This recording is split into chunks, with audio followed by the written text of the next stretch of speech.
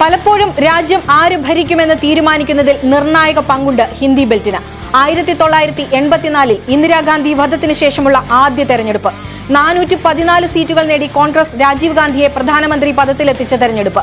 ഇത്തവണ exit poll പ്രവചനം പോലെ 400 എന്ന കണക്കിൽ NDA നിൽക്കുമോ എന്നതായിരുന്നു ചർച്ചയെങ്കിൽ ആദ്യ മണിക്കൂറുകൾ ആ സ്വപ്നത്തിന് തിരിച്ചടിയാണ് ഉയർത്തിയിരിക്കുന്നത്. 4 പതിറ്റാണ്ട് മുമ്പാണ് ഉത്തർപ്രദേശ്, മധ്യപ്രദേശ്, രാജസ്ഥാൻ, ബീഹാർ, ഗുജറാത്ത്, മഹാരാഷ്ട്ര, ഹരിയാന, ഹിമാചൽ പ്രദേശ്, ഡൽഹി എന്നിവിടങ്ങളിൽ കോൺഗ്രസ് വിജയം നേടിയിട്ടുള്ളത്. അന്ന് UP-യിൽ 83, ബീഹാറിൽ 48, മഹാരാഷ്ട്രയിൽ 43, ഗുജറാത്തിൽ 24, മധ്യപ്രദേശിൽ 40, രാജസ്ഥാനിൽ 25, ഹരിയാനയിൽ 10, ഡൽഹിയിൽ 7, ഹിമാചൽ പ്രദേശിൽ 4 എന്നിങ്ങനെയാണ് കോൺഗ്രസ് വിജയിച്ചത്. UP-യിൽ 85 സീറ്റുകളും ബീഹാറിൽ 54 സീറ്റുകളും മധ്യപ്രദേശിൽ 40 സീറ്റുകളുമാണ് ഉണ്ടായിരുന്നത്.